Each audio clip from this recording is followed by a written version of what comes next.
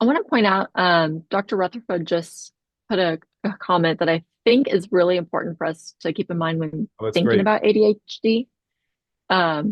Thinking about the longevity of some of these and not thinking of some of these emotional regulation problems as hypomania. Kind of differentiating between the two can be hard, especially in adults. That's a great point. And I can't see the chat, so Mara, I really appreciate you monitoring that. And I like that Dr. Rutherford broke the comment ice because I do like this to be interactive as much as possible. But that's a great point that uh, that is a great point about the longevity and the are you dealing with a manic episode? Are you dealing with hypomania? And so knowing the time that these symptoms have been occurring and onset is really important. ADHD is typically thought to have been occurring, lifelong, and so you'd start to see symptoms in early childhood, and then they would be probably persistent and consistent across multiple settings as well. And so, but bipolar 2 is one of those categories of mental health that is one of the more questionable diagnostic categories. It doesn't have as clear of an etiology. It doesn't have as clear of a diagnostic picture as bipolar 1. And it's very similar, I think, also to borderline personality disorder, which we kind of know it when we see it, but it's difficult to get a clear clinical picture of that. And I also wonder if I'm not making a statement here by saying I'm wondering. I often wonder about borderline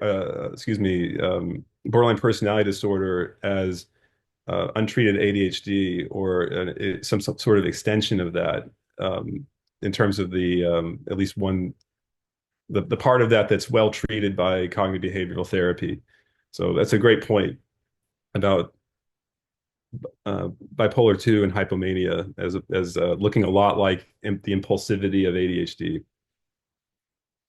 So treatment and management of ADHD, medication, stimulants, the uh, you know reportedly ADHD is one of the most treatable of the mental health conditions out there. I maintain some skepticism about the pharmaceutical industry because it's a for-profit industry, and a lot of my clients, and probably a lot of your clients, are skeptical about medications. And so, with that said, I will say that the clients that I have that eventually do start medications, most of them say that it's life-changing. Most of them say that it really helps them. And so, medication is a valuable thing to consider in my personal experience and also uh, in the literature, very helpful to people with ADHD. Therapy, CBT, also in the literature, very helpful for ADHD. And then in combination with medication, you get a great effect there.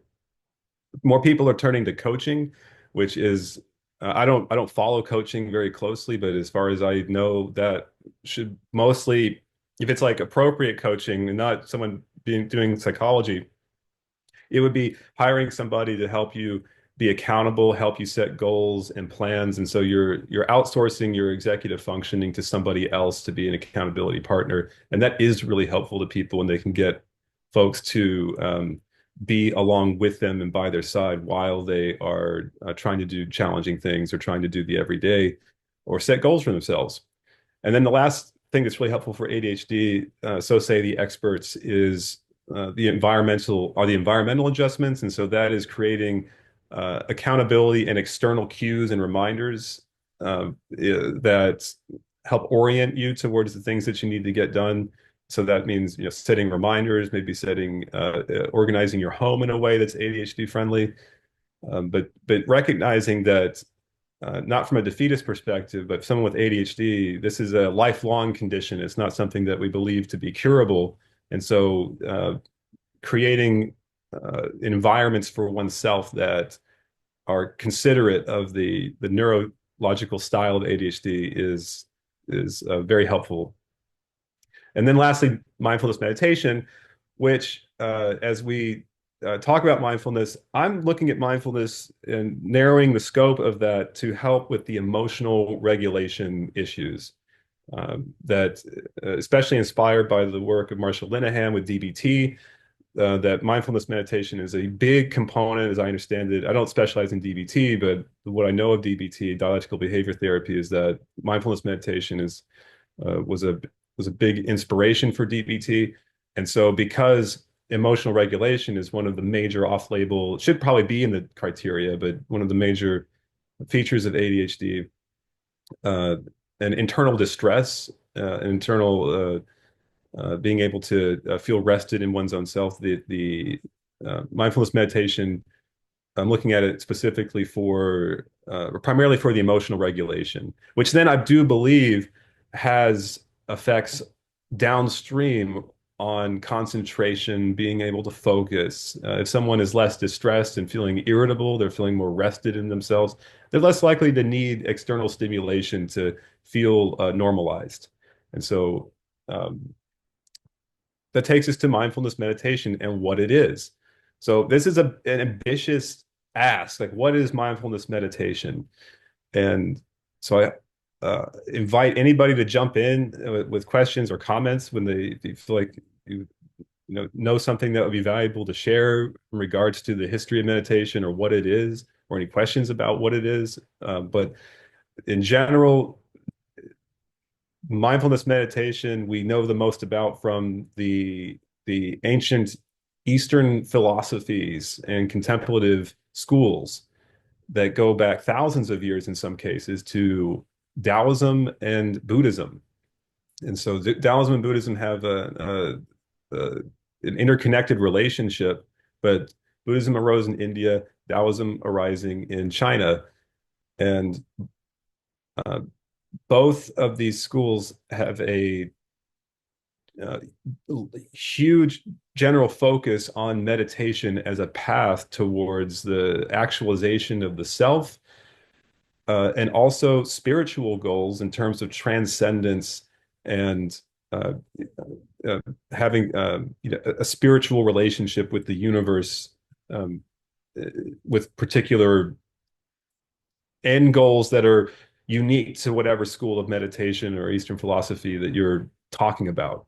So I think this is really helpful I mean, it's interesting, but I find it to be really helpful to know something about this or to study a little bit of this, because meditation has different results and it has different goals. And so meditation, when I'm reading these texts that are even thousands of years old, and I'm aware that I'm reading them through a translated Western mind, that there is a lucidity there, and there is a secular uh, style or a groundedness that does seem very relatable relative to other religious texts that I might read from different time periods. There's this emphasis on the present moment. There's this emphasis on humanity itself. And the practice of meditation, which is largely about being in the present and clearing the mind and being here and now for oneself and other people, it does maybe invite a relatability to the texts naturally. That said, these meditative techniques and traditions arise out of a religious perspective, which is not bad on its own. It's just that in terms of our goal as psychologists or therapists, uh, the religious goals of meditation may not be relevant to the our goals as clinicians in the therapy room, and they may not be relevant to the client's needs. So, uh, a um, psychology has been very interested in meditation because these Eastern schools have very lucidly uh, outlined very clear methods for discovering the self. And so self psychologists are very interested in that. And they also, um, demonstrate incredible feats of mental athleticism. So people with the accomplished meditators are able to do incredible things with their body temperatures. They're able to tolerate unusual amounts of pain, and they have a pleasant aura about them, oftentimes a charismatic aura. And fMRI studies have shown that they have uh, brain activation and greater strength in areas related to attention, concentration, pleasure centers, and pain reduction. So there's a lot of promising uh, there's a lot of reason why we have paid a lot of attention, I think, in psychology to the meditative schools in the East. I want to point out a few comments that have kind of thinking about mindfulness meditation and what it is. So Dr. Holmes mentions, I think about it as being in the moment with benefits of gaining control of our attention. So connecting with that inner wisdom. And then Dr. Duray added remaining present and able to maintain that focus to help with concentration and looking at it as being more of a spiritual practice than a religious practice. Yeah, those are great comments and the expect is great examples of the looking for what's useful about meditation and spirituality um, and the results that we're hoping to get from that. So staying present, helping have control over our concentration, having being able to actualize some intentionality, and then also some sense of spirituality, which is remove. I'm hearing the moving away from dogma and maybe ritual and more towards direct experience, and that is something that is very attractive about the more mystical or higher end uh, Eastern practices. As people in the West looking to get out of their own culture and find something real that can be helpful, and then so looking for that in the mystical levels of the meditative mystical levels of the East rather than the dogmatic or the the dogmatic religious things that would look very familiar to the kinds of dogma that we probably look away from when we look for answers in other cultures. So I really appreciate those comments. And Dr. Duray also has her hand raised. If we, there we go. I just thought it might be a better way of trying. Because I know Chance, you wanted it to be a little bit more interactive. So yes, I like how you bring the attention to that emotional regulation piece for ADHD versus looking at it as a way to help with concentration. I mean, I know that's the end goal of that, but being able to make it really relatable to someone who may have doubts about doing a meditation practice, as you said in the beginning about it seeming boring or having to just sit there. But I like how you addressed how it relates to those issues that someone with ADHD may want to have better access to and control. So I like how you related that. I really appreciate that comment and making it accessible, and we'll roll into more of that as we lay this foundation. So I'm glad that you're excited about that, and hopefully we continue that conversation. And um, so the frame I want to say here is that meditation has a lot of different goal. There's the people that were meditating in the ancient past are trying to do incredible things, and they do even if it's spiritual, it's still a religious goal in the sense that they might be trying to transcend all reality. They might be trying to, um, uh, well, oftentimes they're trying to decondition themselves from all conditioning. And that might not be what our client is trying to do, and it might not be what we're trying to do. But as psychologists, we are very interested in deconditioning from maladaptive childhood habits or from the effects of trauma. And so there's a big overlap of interest there. But some of the meditation techniques may be setting us up for the big goal, getting first place in becoming immortal, for example, or having the original mind or no mind. And those might be very cool things that we want to do, but they might also be things that go beyond what's helpful to just making the client reduce their suffering and have a stronger mind or concentration. So that's the conversation I want to open up here in terms of how to present this. So there's different styles of meditation. This is by no means comprehensive, but these are four of the major styles of meditation that I find myself encountering and probably will look familiar to people who are either experienced meditators or have dabbled. And so, concentration meditation, the samatha concentration meditation, which would be choosing a single activity or a single point of focus and trying to maintain your attention on that single point of focus. So that could be looking at a candle's flame and then seeing how long that you can really truly zone in on the object. Uh, for those who are conscientious, perhaps being in this lunch and learn right now is an exercise in maintaining focus and concentration on a single activity. Uh, Breathing is an extremely popular and foundational meditation practice. So you focus on the sensations of the breath or the activities of the breath. So that would be an example of concentration meditation. Then there's insight meditation, which we touched on just a second ago. That's more of the thoughtful, philosophical style of meditation, which is about understanding the inherent nature of oneself, understanding the inherent nature of the universe, and your relationship with the universe.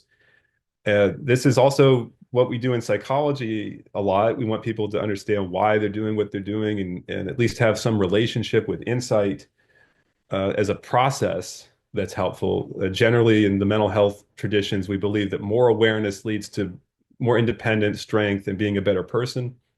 And so that's so true also in the meditative the world as well. But insight meditation is something that that's something I personally steer more away from in terms of giving people skills that are relevant to our clinical goals. I mean, we do insight in the therapy, but I don't necessarily, I'm not trying to help people realize that everything is, for example, empty and that they are also empty and the universe is empty. Um, a lot of my clients end up in my office or start therapy from a place of nihilism. They've landed on that as a philosophy, and it's a very depressive and uh, motivationally corrosive philosophy. I'm not from a moral perspective, in my opinion, not even from, I like nihilism just fine and think it's interesting, but motivationally, it can be really difficult to get up in the morning if nothing has meaning and you're empty. And so, in the Zen tradition in particular, they have a huge emphasis on realizing the inherent empty nature of the universe and oneself. And they're going somewhere with that. And usually, hopefully, it then leads to some kind of liberation or some kind of relief. But it, I'm just bringing up that certain techniques and styles and traditions may be leading people in this teleological or religious perspective that we want to get this insight about the fundamental reality and then work from there. But we may not be interested in that in terms of our clinical goal, and we may not be trying to open people up to that kind of thing because it's not really, I don't know of any research that shows that that's helpful by itself, but certainly being aware that that's out there and working with people if they do have those curiosities or that's their style, that could be interesting. But insight meditation is its own category. It might be part of, by the way, a comprehensive plan in these old traditions. And we're buffeting here. We're picking and choosing what we like. And a lot of these old schools probably had a comprehensive curriculum that was culturally bound. And so, but these are one of the risks of meditation would be opening things up and then having someone's worldview be destabilized. Another popular style of meditation is open monitoring. Um, Likely clients have encountered this on an app, which is essentially you try to maintain a sense of stability and a sense of core awareness, and then have a non-judging attitude towards any of the stimuli that arrive to you. So it's a sense of neutrality towards the experiences, the thoughts, and the emotions that one is having. Maybe in the old psychoanalytic tradition, we would call that becoming ego dystonic from our sensations. In the cognitive school, we might call that becoming less fused with our thoughts. So it's the sensation of realizing that a thought is arising, not instead of there's a thought happening and then I'm automatically believing I created it and I have to believe it. Instead, we're seeing that as information that could be useful or not. But we're maintaining a sense of and growing a sense of awareness in the center of all this different mental activity. So very popular style. And Last Dr. thing, Evans also yeah, notes that really great point, bringing up that these practices can be destabilizing. yes. Um, and, you know, sounds kind of scary to me. It is scary. It is, but for the ADHD client, it's also thrilling and challenging. So there's a double-edged sword to these things. And that's why I love having this conversation with all of us today, especially in the upcoming slides, talking about how to narrow the focus of what we're doing theoretically, not to limit what's possible for meditation, but what is helpful about meditation and why are we doing it? Because yeah, the risk is that you get in touch with yourself, you become more aware, you activate trauma, you activate big, powerful emotions, and especially if you're doing some of the more philosophical parts of meditation that have to do with religious worldview, you're setting oneself up to have an awakening. And there's an old quote. I don't know who said it, but there's a quote is uh, uh, okay, yeah, we're looking for the big truth here, but then what's so great about it?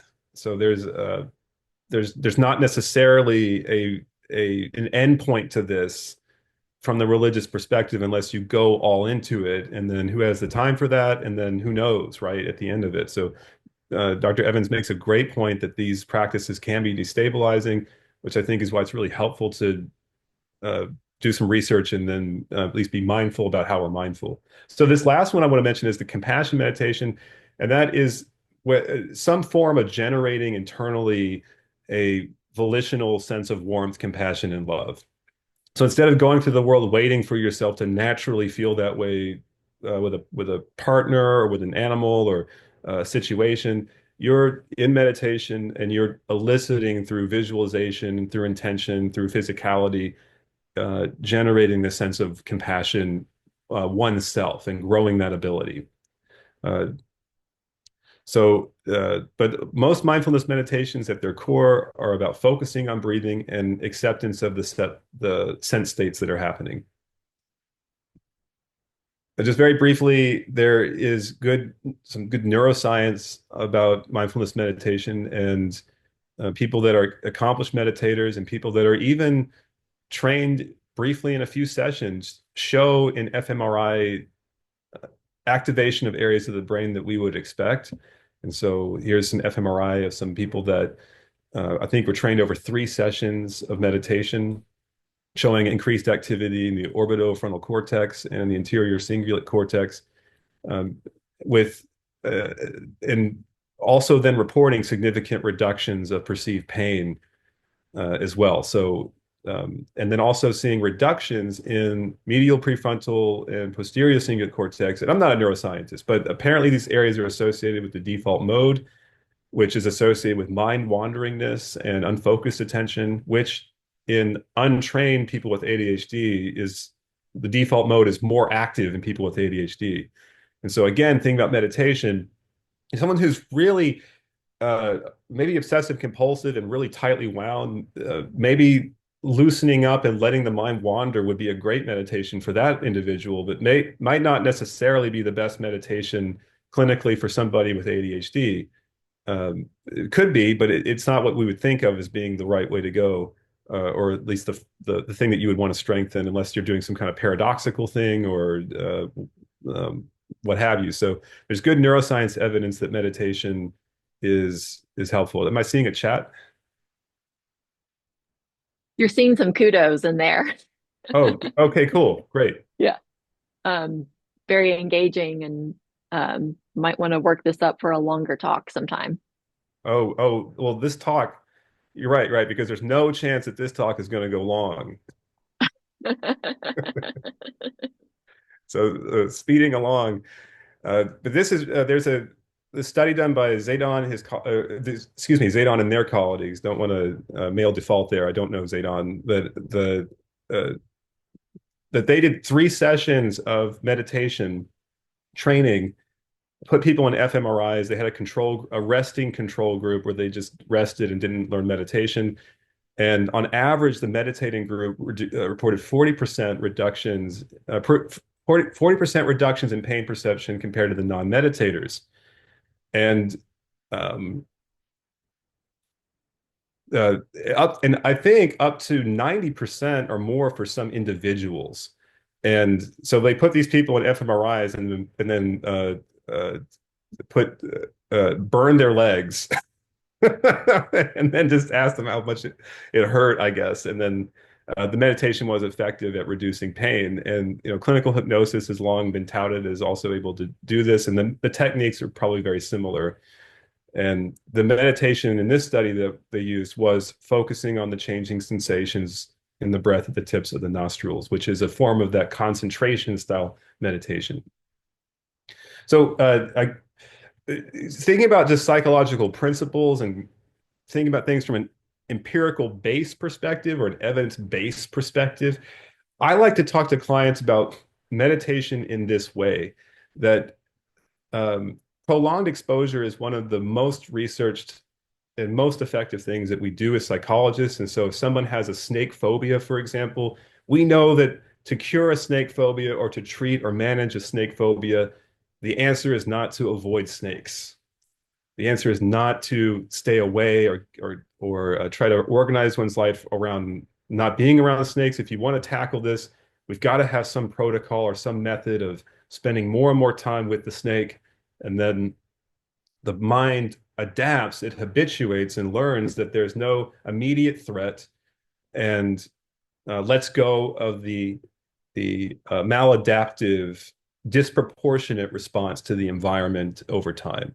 And so that principle is, I think, very valuable for trying to limit or contain or truncate our focus of what meditation is doing. That's the helpful ingredient for just everyday stuff we're trying to treat with mental health, not trying to solve the big questions of cosmology, but just everyday suffering. What's going on here?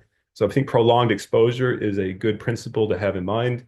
And then the other one I think about a lot is the affect approach model. Affect approach being that the observation that affect avoidance is causal to a lot of mental distress, meaning that we have sensations in the body, thoughts, parts of self, emotions, and then when we encounter them, we don't like it, we're afraid of it, we take awareness elsewhere, away from the sensation. Could be drugs, alcohol, activities, but that avoidance of the self state ends up maybe creating some sort of self phobia that leads to distress. And so why are we trying to get people to be aware and in the body? If we think about that in terms of prolonged exposure and habituation, maybe sprinkle a little compassion in there too, then we have this affect approach model that is the basis for a good theoretical basis for why we would ask someone to meditate in the first place and what results they might expect from that.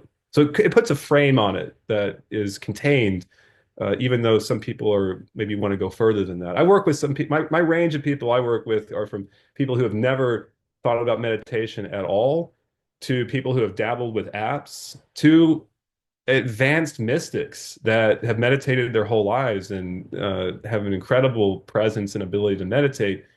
And the mystic I'm thinking about right now has a lot of religious beliefs associated and phenomenology associated with their meditation that I back away from. I don't say what you're doing is this just psychological phenomena. I don't say that to that person, but what I do say is, here's where I sit as a psychologist, and here's what I know, here's where I feel comfortable leading us, and here's where I feel comfortable introducing, and I limit myself to that. I had another client recently that uh, they laughed because I said I was introducing meditation. I said, we don't do transcendence here. And then they laughed and said that was like a Coen Brothers line or something. It's like this Arkansas psychologist saying, no, listen, we don't do transcendence here. We're just focusing on basic concentration. So I think it's helpful for me at least to ground myself when there's all this exciting activity. I don't get carried away too much, I hope. And then I also don't limit the power of these ability techniques to help people when I have the psychological science as my guiding light. Um, so tying it together to styles of meditation, how you're going to present this to people.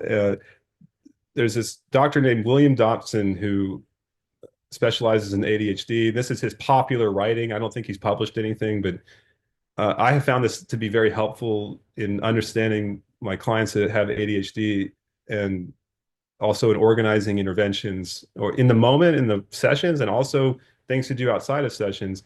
The people with ADHD are primarily motivated by either novelty Is it new? Is it exciting?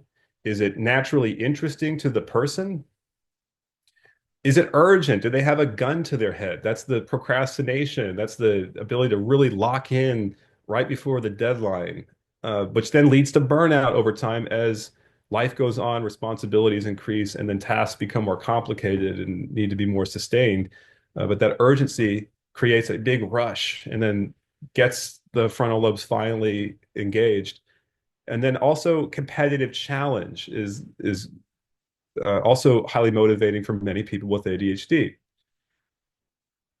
So with those thoughts in mind, I often think about this comic when organizing an intervention for someone with ADHD, that ADHD has a conception of being about slowing down. It has a conception of, in a sense, of being in timeout. It has associations of trying to clear one's mind of thoughts. And people with ADHD feel like failures when they try this stuff because for them, they may not really be able to focus on clearing thoughts. They might have a lot of time, hard time focusing and concentrating. It's kind of being asked to do the thing you're horrible at. And so they often report to me that they feel like they can't do it right and they don't know if they can do it. And so framing things, I often tell people that are either high performers or people with ADHD, I'm not going to ever ask you to slow down. In fact, I want you to speed up. I want you to focus on your meditation with an intensity that's like going down the highway at 140 miles an hour or being an extreme athlete. And I often like, if they are athletes, I like to ask them about times in their life when they were really in the zone and were very intensely engaged in their activities. And I invite them to do even the gentle task of meditation as a very passionate activity, which is in concordance with many of these old masters that are from a lot of the ones I read about are from Japan and China. Many of them warriors, many of them not. But I like to tell tales also to capture interest of famous samurai and warriors that and famous ancient meditators that wrote about meditation. And they're not encouraging a gentle, peaceful style of meditation. They even the sitting Zen masters talk about meditation in terms of having a bone-crushing passion uh, and using your whole being to attend to the breath rather than this passive aggressive or this passive culture and pacifist culture that is often part of New Ageism in the West, but not necessarily a part of the original traditions. It's they're very intensely engaged in their meditation, and so I like to challenge clients um, with seeing how intensely that they can do these things. And I also like to tell stories of ancient samurai and read from the source material about how they meditated in the past. And so here's Miyamoto Musashi. We don't have time to talk about him, but he's a really impressive warrior from the past. He wrote a book, and in the book, he talks a little bit about meditation. And one of the paraphrased pieces of advice is always be relaxing and always enjoy it. Not something we'd expect from a warrior. But he says, always be relaxing and always enjoy the moment of ease as you're constantly relaxing. So it's a big challenge, it's a big ask, but it could be worthwhile. Another meditation that's helpful for people with ADHD is standing on one leg with your eyes closed. You alternate legs and see how long you can do it. People with ADHD often have balance and coordination problems. They bump into stuff. You see it. It's a real thing. And so there could be some a great value in balance and teaching the nervous system how to be interoceptively aware and also well coordinated and regulated. And if you have better exercises or other good ones, let me know. But there's no more simple start than standing on one leg with your eyes closed. The instructions are extremely easy and non-complicated, but the task is incredibly challenging, and the benefits are probably really, really enormous. So it's an ADHD-friendly meditation, in my opinion, that has many physical benefits as well. So lastly, and we're coming up toward the top of our hour, so um, I'll invite us to take just 1 minute to do a powerful meditation that originates from China, at least, or we know about it from China. And I'd like to invite us to breathe silently in and out through the nose. And the goal is to just focus on the breath and keep the breath silent. If you can't breathe through the nose for whatever reason, go ahead and breathe through the mouth. But just see what it's like to breathe with the goal of keeping the breath silent. And I'll keep track of our time, and then we can talk for the last 5 minutes. And I have time to hang over a little bit if anybody wants to, but we'll talk about what the experience was like. So just breathe silently through the nose for 1 minute, starting now, and then I'll bring our attention back to the session when the time is up.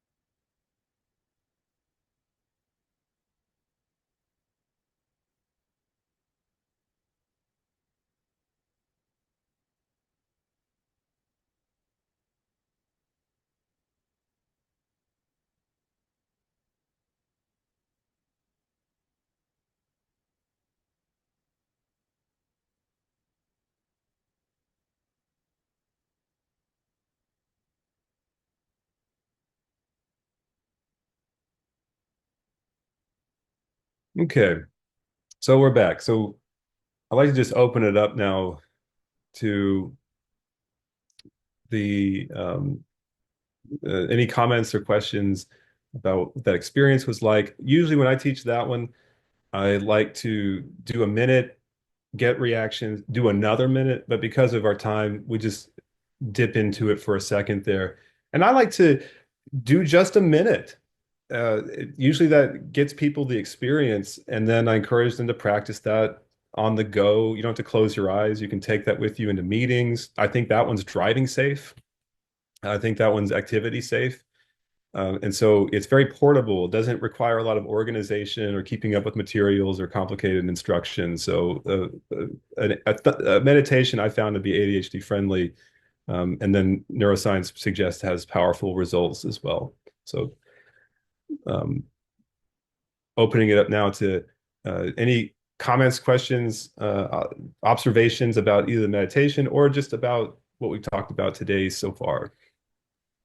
Dr. Evans points out that the standing on one leg practice can be a pretty good one for small children Yeah. and teenagers. And I do want to point out, like, evaluating kids, working with kids, especially neurodevelopmental disorders, including ADHD, that focus on the emotional regulation is so important in the little ones because that's highly disruptive to home life, their attachment with their parents, their ability to socialize with peers.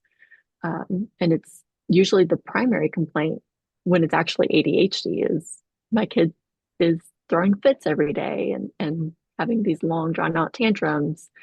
And their first go-to is usually autism, and it's not autism, it's emotional impulsivity and body impulsivity related to untreated ADHD. So that focus on emotional regulation, so many people forget that impulsive body is impulsive emotion. Um, and I know that there's some research coming out looking at the anger and aggression side of ADHD and potentially looking to see it as a diagnostic criteria. Um, but I do think like focusing on that side effect of ADHD is super important for maintaining social relationships. These are great points, and maybe another talk another time. But something else I do that seems to be against like what people come in when they think about meditation, and what I'm encouraging them to do elsewhere otherwise is not try to get rid of anger. You're not trying to get rid of emotions. That you're trying to lean into them, but process them internally. And so, anger acceptance, emotional acceptance, meaning allowing it to be present in the body and the skill of it being in the body, I think saves us from the consequences of long-term suppression and repression.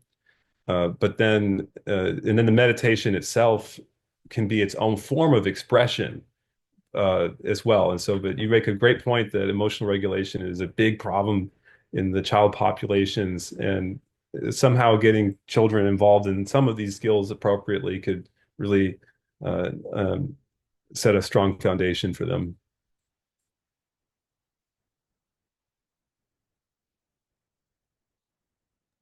Hey, I was just putting in the chat about I know you were talking about the different apps, the Calm app. So Jeff Warren on there, I don't know if anyone has any experience with him, but he has a history of himself being ADHD and having issues because of that. And his meditations that address some of that, I think is really speakable or understandable by those that maybe have ADHD, and allows them to kind of relate to someone who this is something that he does, like this is his thing of meditation practice, as well as then understanding where they're coming from. Appreciate that resource. And you might be able to look up just Jeff Warren. Jeff Warren? Jeff Warren, Warren. I mean, there's another Jeff Warren that we don't want to talk about, but this one is just make sure you put meditation or that sort of thing. Chance, really appreciate this talk. I have a feeling that you should plan for a workshop on this sometime, to teach us all these different meditation techniques and practice it. Well, thank you so much for the opportunity to present today and to hang out with everybody here. And good to see a lot of familiar, friendly faces. And I look forward to being a part of, the case consultation groups, and also being a participant in more Lunch and Learns coming up. And so thank you, everybody, for being here today. Thank you. Thank you so much.